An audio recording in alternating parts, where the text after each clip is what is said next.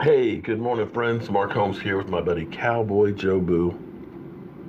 And as always, thank you guys for watching, commenting, and subscribing to the Joe Boo Sports Report. Without you guys, this literally does not work. Let's get open for business here this Sunday morning, where we're just 200 days, 11 hours, 36 minutes, and 30 seconds away from kickoff. So, guys, 8:15 tonight. Will be under 200 days. That clock is ticking really, really fast, man. And I got to tell you, it's amazing how fast things change. Now, I know we're still butthurt that weren't in the Super Bowl, and especially after seeing that shitfest, excuse my language, of a Super Bowl, we could have done something a little better than that. I truly believe that. That was just hideous. But that gives us hope, though. Because in the NFL, things change. And remember, one of the things I always tell you guys is never get too excited or too upset the first month of football. Why do I say that? Because things change rapidly. A lot of times you look at teams that start out as gangbusters that look like they can't beat teams, and then they go on and tank. Other teams start out like crap. And then come October and on, they start playing well. You can look at just this last year where the Carolina Panthers, first 6 games of the season, looked like the team to beat and went on to tank. You can look at the Texans that started out, I believe, 0-3 or 0-4 and went on a run, made the playoffs. It's the nature of the beast. And when you remember where our Dallas Cowboys were in the first half of the season, and everybody laughed at the Dallas Cowboys. Let's be honest. Dak Prescott, you were looking at the numbers, 170, 160 yards in some of those games, and it was a continuation of the regression from the year before. We just kept looking at this and thinking, is this the guy? Was it the fact that we got rid of Dez and Jason Witten was gone? Was it Dak Prescott? Was it the offense? Was it the lack of talent? And then we made the trade for Amari Cooper, where everybody said, you pay too much, way too much for that guy.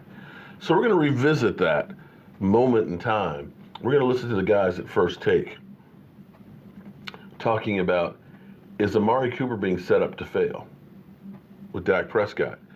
And is it a referendum on Dak Prescott? Look at Patrick Mahomes, right? You know why he's setting the world on fire other than his own excellence? Everyone's wide open. Andy Reid schemes it out, so these guys, there's no one within a million miles. Look at Baker Mayfield. You know why he struggles sometimes? He is throwing into tight windows constantly. Now, Amari Cooper's being brought in. Why? One of the major reasons. Will, you brought this up the other day as a Cowboys fan. Slept on it, woke up and liked it, right? It's a referendum. We're going to have a referendum on Dak Prescott here, and we need the info. We need the data. So how are you going to get it? His offensive line is clearly not what it was, but it's not terrible. It's not the Giants. It's okay. He's got a great running back, and now he's got an outside threat. Amari Cooper is big, strong, fast. He can catch the ball, and he can run routes. This is not a mirage. We know that he's actually intrinsically good, right? So this is what we're going to find out about Dak Prescott. No, we're not. Not really. Because who's the coach? The coach is still Jason Garrett. The Cowboys fans have a problem with the coach because guys are not wide open, because the offense lacks imagination. So there's a very good chance this doesn't work out. By the way, that's assuming Dak is the real deal. I think he is. I think he's good. Maybe not great, but he's good.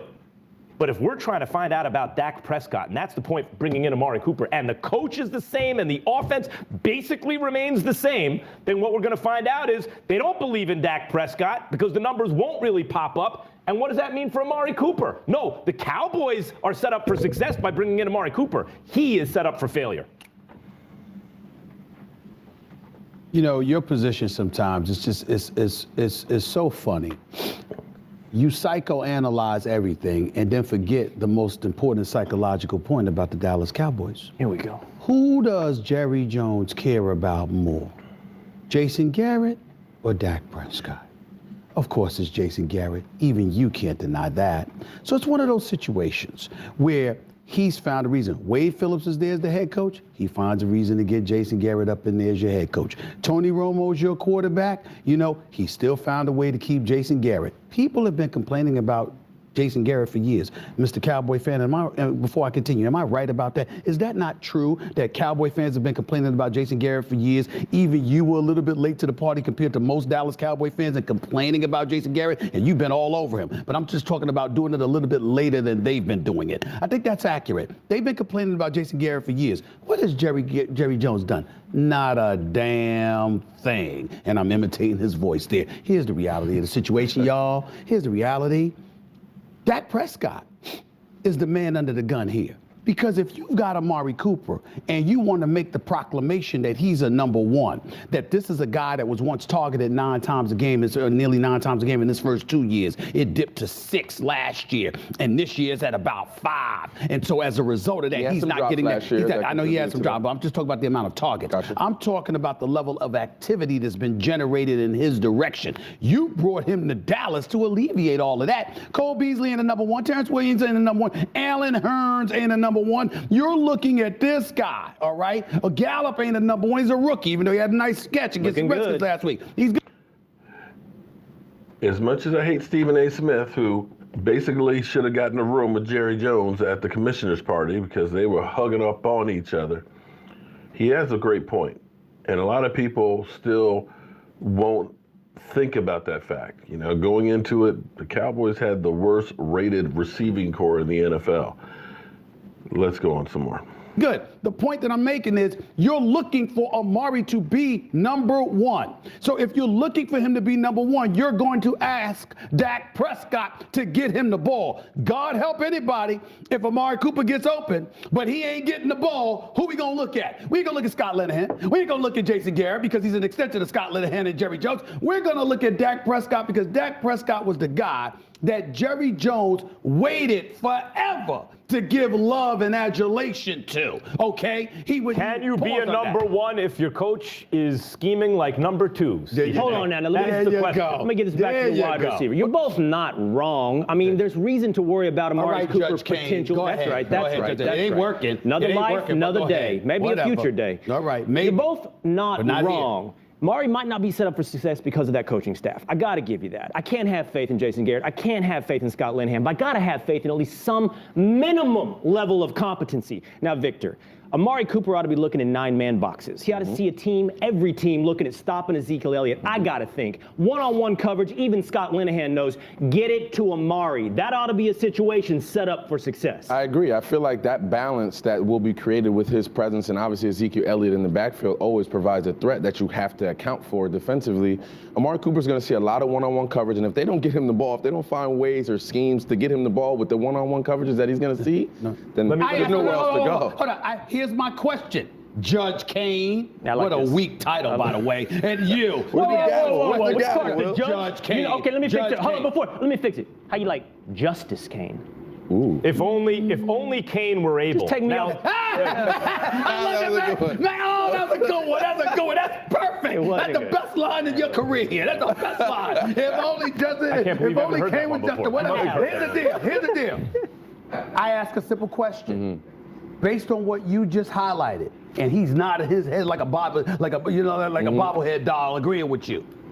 Who's going to be at fault in the eyes of Jerry Jones if Amari Cooper doesn't excel? The only person that's calling the plays. No. Dak, the plays that calling the plays? Well, if they don't give him the ball. I said in the eyes of Jerry Jones. That's what I said. Gavel. In the eyes of Jerry Jones. Yes. That's what I said. It will be Dak Prescott. It will be Jason Garrett. Let me prove to He's you. the one that has been Let me prove to you that Amari Cooper is set up for failure, Victor. But Jerry Jones's eyes. Let me prove to you that Amari Cooper is set up for failure, at least that we all really believe that underneath. Given everything you said about the Cowboys and the way they've been playing defense, if we believed that he was set up for success, right now we'd all say Cowboys going to win this division the way the Eagles have been looking. Unless you really believe in Washington, which I don't. They're okay. They're fine. Cowboys should be set up to win the division. I don't hear us all saying, yeah, Cowboys are going to win it. Why not? Well, I don't think Amari Cooper alone just gives you that dynamic for him to win it. I think it takes more than just that, and how they use him, how they utilize his talents along with that team is going to definitely tell where this team can go. Coaching? Hold on. Coaching.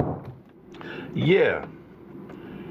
Literally, nobody thought when we were 3-5 that we had a chance in hell of winning the NFC East. Nobody thought that.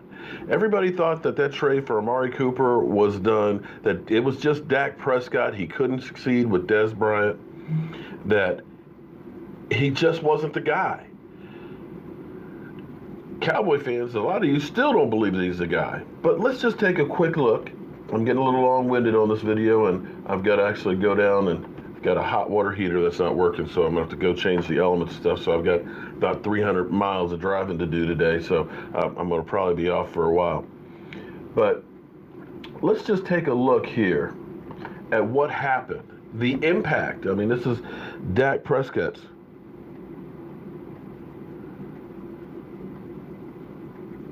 These are Dak Prescott's numbers before Amari Cooper. 170, 160, 168, 255, 208, 103, 273 before him. Once he came there, once he became part of the offense, all of a sudden, every game, 243, 270, 208, 289, 249, 455, 206, 161, 387. And if you take the numbers, if we just took Dak Prescott's numbers from when Amari Cooper and multiplied it out over the season versus before, you would see two totally different seasons. And maybe I'll do the math on that just so we can compare it. Because these numbers are top 10. These numbers are in the basement. But literally, the QBR numbers, everything went up. So, in retrospect, that was the move that truly saved the Dallas Cowboys season. So with that being said, guys, we got a lot of work to do. Hopefully the Cowboys will continue to keep going, keep rolling, and hopefully get better. I'm Mark Holmes, and I want to thank you guys for being part of the Joe Boo Sports Report, and I'll see you soon.